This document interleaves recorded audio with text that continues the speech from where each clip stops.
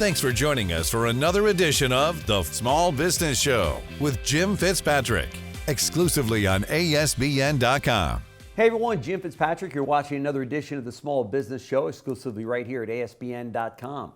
Sometimes the best business ideas come from unexpected turns. When one venture doesn't go quite as planned, true entrepreneurs find a way to turn obstacles into opportunities. That's exactly what happened with today's guest, transforming a challenging investment into a creative, high-energy experience that captured the spirit of her community. Today we're joined by Katie Dufort, who is the founder of Puzzle Rides. Katie, thank you so much for joining us on the show. Once again, we met you in D.C. at the Co100 event, which was an amazing event where they chose 100, as you know, 100 outstanding entrepreneurs from all over the country to honor them over a dinner and awards ceremony. So that's when we first met you, and we're so happy to have you back on the show to kind of delve a little further into your story. So, thank you so much. Yeah, so before we get into it, can you tell us, our audience, what Puzzle Rides is? So Puzzle Rides is an escape room style scavenger hunt on golf carts. And it's just as much fun as it sounds. Basically, think of it as a tour, except you don't know where you're going. You have to solve puzzles to figure out your next location. We use local art and history in order to facilitate that with a puzzle kit that we create. Everything is done with actual physical objects. There are no cell phones involved. This is very analog. You're going to actually be talking to the people with you. In fact, most people forget they even have a cell phone when they're on a puzzle ride. It's very fun. Wow, imagine that. Anything that can take them away from a cell phone alone is powerful enough. But that's fantastic. And after a business investment didn't go as planned, you were kind of left with golf carts that you didn't know what to do with. So talk to me about that. In 2016, a friend said, hey, why don't we buy a golf cart together, and I'll use it in Scottsdale in the winter, and you can use it in Prescott, which is 100 miles to the north in Arizona in the mountains. We have winter there. You can use it in the summer. And I'm like, this sounds like a great idea. Except I'm the one who bought the golf cart, and the other person kind of disappeared after about 3 weeks. So wow. Like, okay. So I ended up renting out the golf cart in Old Town Scottsdale in the winter, and I learned a lot about the golf cart industry. It's used as taxis in Old Town. But every summer I would bring it up to Prescott, and I'm like, there's something here, because it's so much fun riding a golf cart in traffic. Sure. It feels very dangerous. It's very exciting. And I'm like, what can we do? And I didn't want to do another tour, and I didn't want to take away from other businesses. I wanted to do something unique. And in January of 2020, we did an escape room for my oldest daughter, who's in her 20s. And I looked at my husband and I said, I think I could put an escape room on a golf cart. And he's like, you think? So we were ready to roll March 13th, 2020, Friday the 13th. And that should have been a sign, because the whole world shut down on the 12th. I was going to say, right.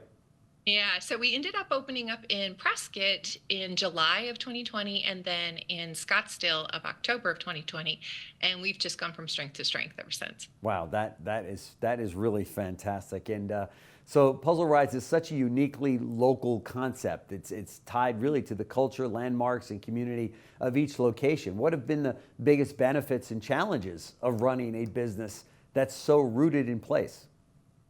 So for me, my degree is in history. So for me, I see history everywhere I look.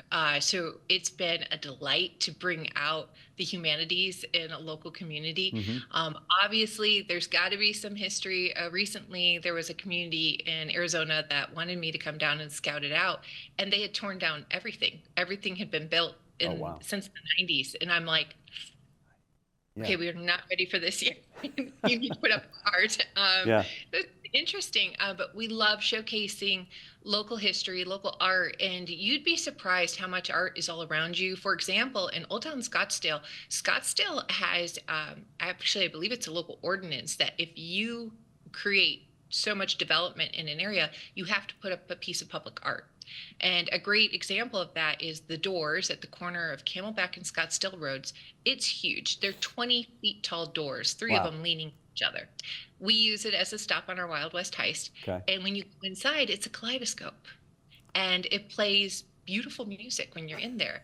So many people have said, that's pretty cool. I have to buy this every day for 15 years Yeah. and I've never been in it. This is incredible. I will think of it differently now. Oh my And gosh. so, art is all around us, but we don't necessarily see it. So Right.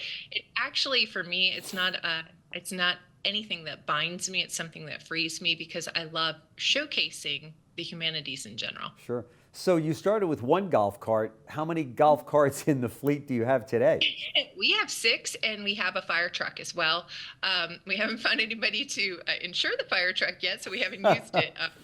But Right. we had plans. And when we were in Washington, we actually saw the cute little electric old timey cars, and we're like, oh, we're going to invest in those. Yeah. And they're actually cheaper than a golf cart. Who knew? That's But fantastic. we currently have 6 golf carts, and we have 2 right now in Prescott. We're going to be bringing one down to Scottsdale soon, so that we'll have 5 down in Scottsdale for the season. Okay. Uh, it's And it's and fun. are the golf carts driven by one of your team members or by the individuals that are participating in the event?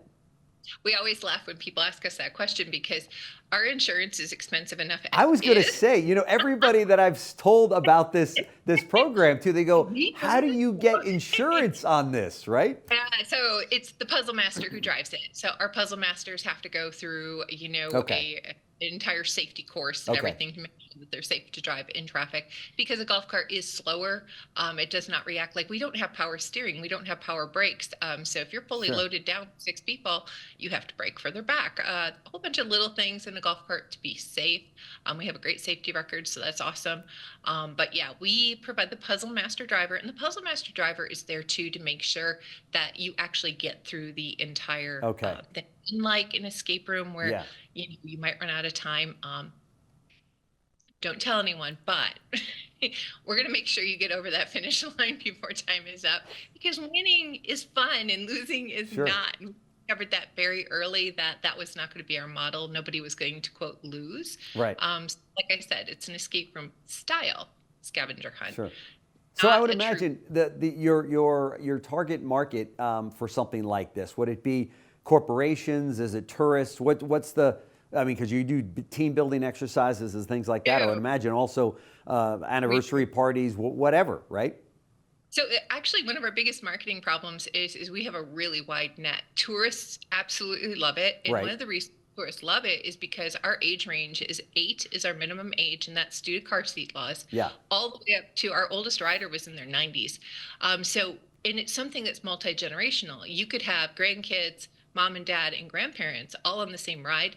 One of our rides we did was for a couple. It was their 60th wedding anniversary, and so it was great grandma, great grandpa, their kids, their grandchildren, and their great grandchildren. 25 people all on one ride, Oh my gosh. and they had a blast. Because it's really something everybody can do. Sure. But team building, honestly, is our largest market.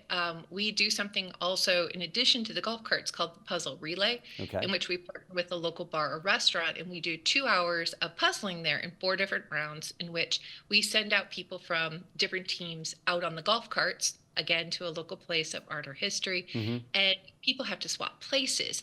So we're going through all the steps of forming, storming, norming, performing, and team building over and over. We can do that for up to 125 people, and Wow. we're utilizing local businesses, so they're getting the food and beverage, Yeah. that, Sure. and so that's been huge. And then, it's like, where do we go from here? We have all kinds of ideas. Well, that was my next question. How do you approach expanding or replicating the puzzle rides model without losing, what makes it special? I would imagine is franchising an opportunity for people that are watching today that are thinking about their next great franchise. Maybe they're like, God, I would love to bring this to my city. So actually, that's been the question for the last few years of how do we franchise Sure. it? Because from day one, we've had people ask us, hey, I want this in my city. Are you franchising?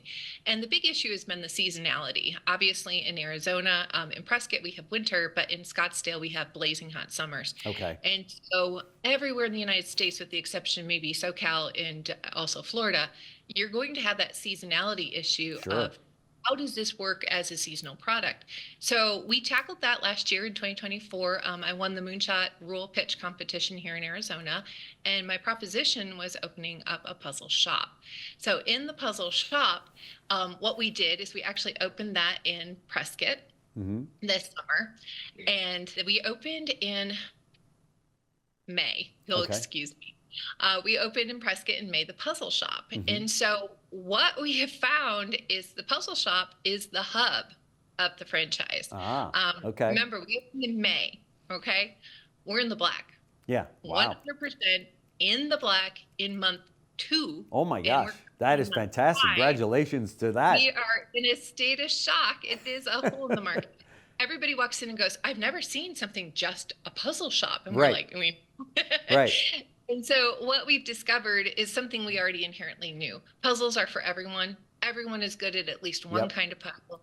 COVID did really launch jigsaw puzzles back into the national, just collective of being able to see them again. Right.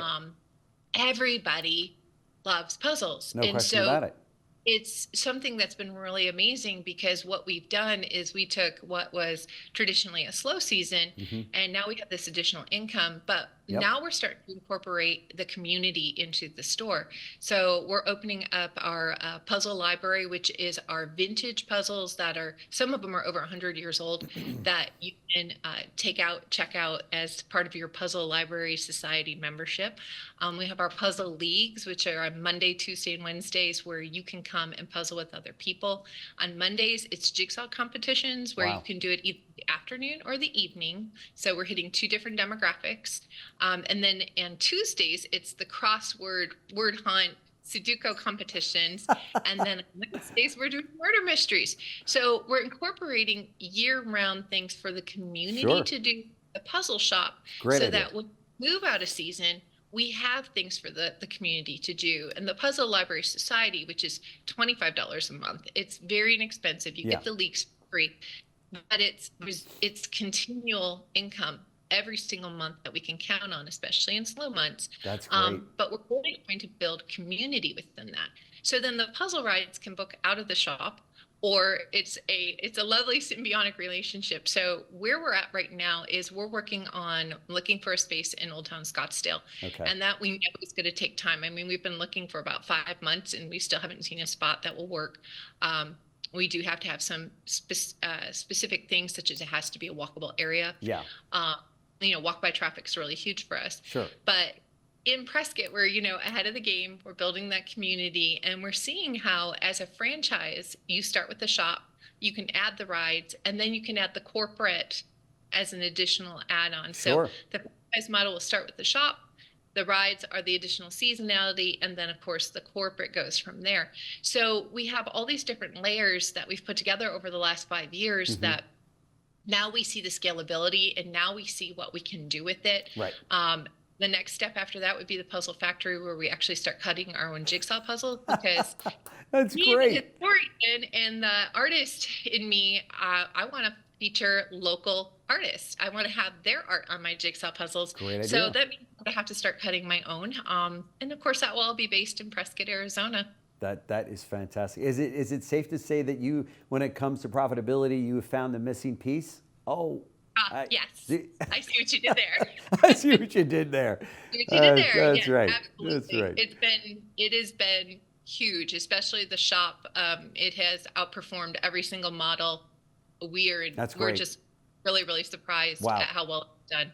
And yet when we look back, we're like, we knew in the corporate realm, with all the different puzzles we introduced in the corporate team building, of course we knew everybody loved them. Yeah, of course. We didn't they loved them that much. I can even see where for the team building, where you've got them all around the golf cart that they've been on, for the day or what have you, getting a picture of that, and then that becomes a puzzle. Is that possible to do? We've talked about that as well. And again, this is where we need to start cutting our own puzzles to make it profitable.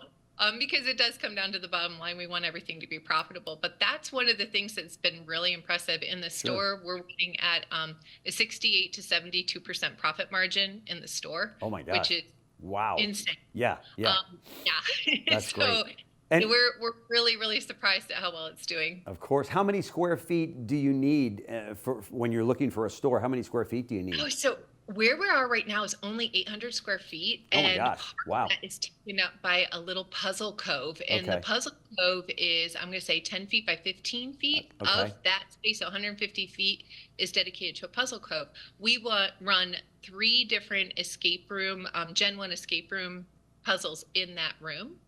So people can do the way escape rooms used to be in 2014, all analog, Okay. no tech.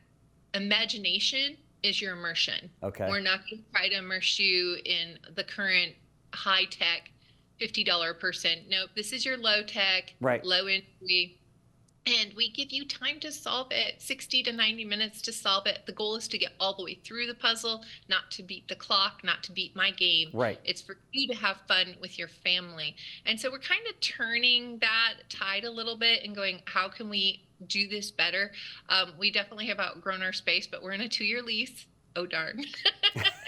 So we look at it and we're like, do we take down the code? What do we do? And then Right. you look at the numbers Right. and you're like, no, Cove is making money. So we're having all the best case entrepreneur problems possible. I mean, these are Right. truly best case Of scenarios. course. What I love about the way that this story and this success got started was the fact that it was a setback with your partner in the golf cart going south on you, and now you're stuck with a golf cart, and you become you open up your imagination, you become very creative, and say, wait a second, maybe there's something here.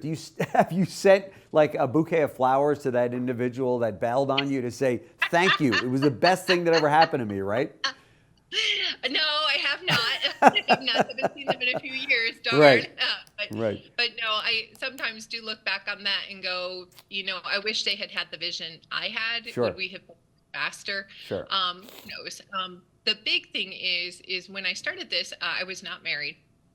And I married my husband about 2 years into it. Okay. And in 2020, he just always encouraged me in it. He's like, you're going to figure it out. Because I'm like, there's something here. And I would try all the different ideas. And we lived in Phoenix, and I would go up to Prescott and work with the golf carts. I'm like, there's something here. And we tried different things that did work. They just weren't profitable for us. They were profitable for others. Sure. And it was really his encouragement and backing that in 2020, he actually did lose his job due to COVID. And he's like, we're going to throw it all in on the golf carts. Another setback that makes sense and makes money. Wow. Yes. And he threw in with me and became my very first puzzle master in Scottsdale. That's and great. A friend up in Prescott was our master puzzle master up there. She still is.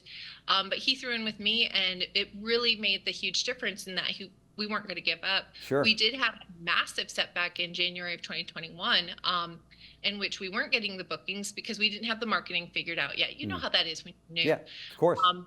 And we had to make a decision because we didn't have enough money for our mortgage that month. Yeah. I mean, it was tight. Yeah. And so I looked around the house and got on eBay and sold my Barbies. You can see a Barbie behind me. That's one of the new ones because I sold all my Barbies. Wow. Sold my Barbies, sold antiques. I literally sold $3,500 worth of things I owned to make it work that month. Oh my gosh. My wow. died. Isn't that great? I mean, that's what we love about entrepreneurs. Whenever we And just interview them, setbacks. they just keep coming. They get creative. They do what they got to do to see it through. This story is clearly so inspirational to so many people that are listening right now that might be going through a very Never similar give up. situation, right? Right. Yes, That's right. it all boils down to you just never give up. And I told you that in Washington, Winston Yeah. Churchill said, never give up. And That's right. it's actually a little plaque on my desk because you know what, there's always a way out and you're going to find it if you look for it. You That's just right. can't, That's right. So that's what we did. And we just have never given up. And there's times that, when success comes, the problems get bigger. Yeah. How am I going to make payroll this month? Or how am I going to do this? Yeah. Or how am I going to Sure. do that? Sure. And we just figure it out that you just can't give up, and there's always a way. There's always something that happens. And the Co 100 was one of those things that we were just so delighted to be honored. And it was also one of those things, though, that kind of gives you that little okay, yeah, we are doing something. Right. That validation that every entrepreneur is yearning for, to go, are we on the right track here? Is this really a business? So many entrepreneurs, they don't realize that it's a business for quite some time. They think it's a side hustle or maybe a part-time job in some way, or maybe it's just a passion project, but you're off and running, and obviously the profits prove that out. And that is just fantastic. I know you might be getting some emails from our viewers that are saying, man, this sounds so cool. I'd love to bring it to my city. So maybe that's it is very, very fun. Yeah. And that the great thing about having the 2 locations in Prescott and in Old Town, we've shown that it can work in a smaller town. Yeah. And it can work in the larger city as well. It's just having the right dynamics with the art and the history, and of course, safety. Right. Safety's number one. That's a big one. Right. That's a big one. Wow. Fantastic. Katie Dufort, who is the founder of Puzzle Rides. Check them out online. We've been showing a lot of video and pictures of the events that they're on, and the golf carts themselves, and the puzzle and what have you, the puzzle store and what have you. So it's really cool. And congratulations on all your success. We want to follow you. We want to stay in touch with you, because I'm sure 5 years from now, you're going to say, oh, we're in 20 cities around the country doing this, you know? We're going to be bigger than Topgolf. Bigger than Topgolf. There you go. We're going to be bigger than Topgolf. I love it. I love it. That's my goal. That's right. You have a thing for golf, with the golf carts and the golf thing. You know, and I'm not good at it. I'm horrible at golf. It's just the vehicle. I love it. I love it. Well, keep it up, and continued on all your success. And as I said, we want to stay in touch with you to see how things are moving along. Well, we would appreciate that. Great. Thank you so much. Thanks. Thanks for joining us for another edition of The Small Business Show with Jim Fitzpatrick, exclusively on ASBN.com.